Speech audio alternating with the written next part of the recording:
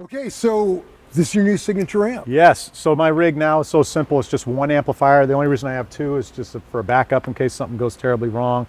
But outside of the amplifier, the most important thing is this, I don't know how to pronounce it. I call it Kikasui, but this thing takes voltage out of the wall, or the power out of the wall, and you can dial it in exactly where you want it. So you want it at 120 volts.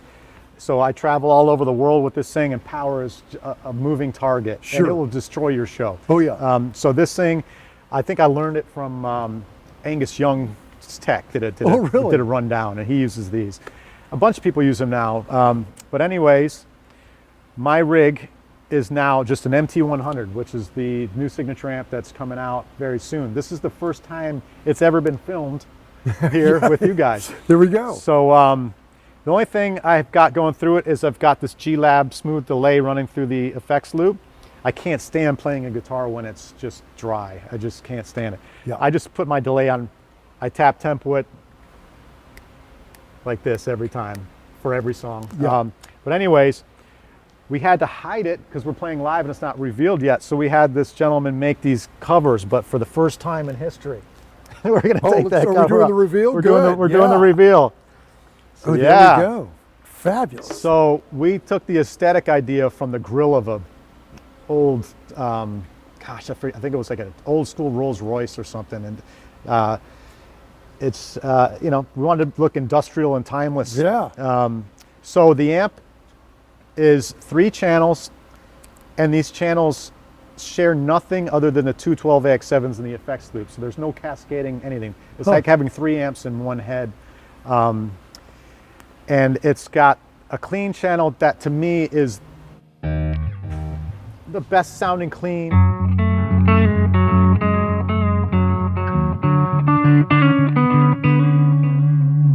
In the high gain amp world, you know, because a lot of the high gain amps will really focus on that dirty channel. Thing. And Yeah. the clean channel leaves much to be desired a lot of times. There are amp companies that killed both of them, but and then you have the middle channel, which is what took so long. You know, we took 5 years to develop this amp. It was I wanted to first do 2 channels, but then I'm like, you know what, I want there to be, I don't want to have to keep on dialing down my dirties or gaining up my cleans to have this middle of the road.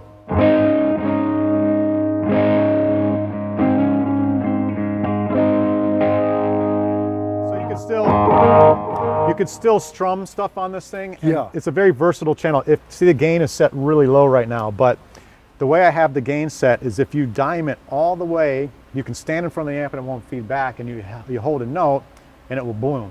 Wow. You know, so it's, watch it feed back now. Yeah, yeah, right. So it's completely dimed.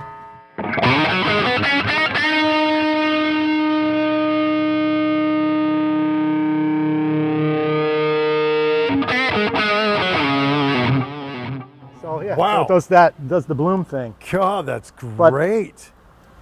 But we don't have the time today to go into all the versatility of that channel, but that took us years to dial in. It's I took my Dumble, which is my favorite Dumble, into Paul Reed And you've Smith's. had several, right? I've had several, and I brought it in there.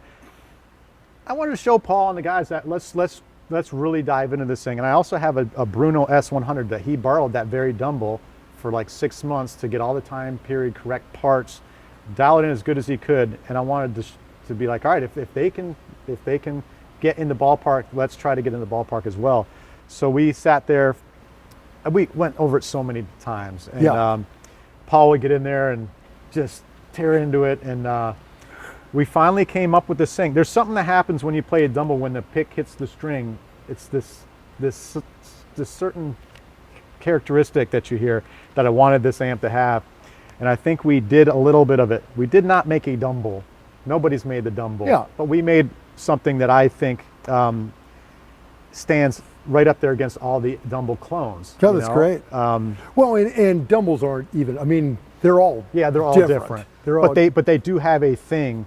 Yeah. The great Dumbles, all the ones that I've heard share this characteristic that I wanted to bring out in this amp. But like I said, when I shoot this amp out with, I always have people come to my house and I'll break out all my amps, we'll have an amp party. Yeah. When I do a shootout with this overdrive channel versus, and I won't name names because I'm friendly with a lot of these folks, but when I shoot it out with a lot of the Dumble style amps, this is right there with them. And those amps are $10,000, $8,000. I want to keep this amp $1,800, you know, under $2,000. Yeah, I want great. I want it to be super affordable. So this channel, like I said, it does everything well. You can make it sound like a Marshall. You know, you turn the gain all the way up, you can do the AC/DC thing or whatnot. If you throw a Klon in front of that channel, it's the glassiest, greatest, squishy overdrive ever. And then the dirty channel is kind of the where it all began. I think that's where most of the, you know, the players, younger players especially, are going to be buying the amp because it does the heavy thing. So.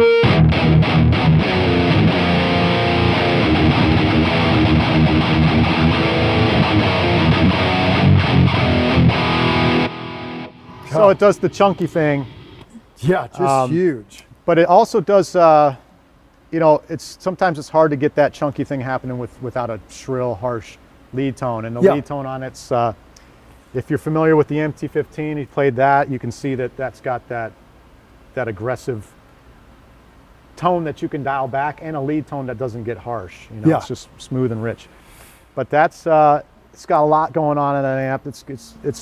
I wanted to build an amp that if I took on the road, I wouldn't be missing any of my amps from home. Right. You know, I've got my Fender Twin-esque kind of cleans, and I've got my Dumble sound, and then I've got all my high gain amps that and it's kind of like if you looked at like a Mesa Boogie dual rectifier and a Bogner Ubershaw, and they had babies, and I tried to pick all my favorites from these amps and put it into this one channel.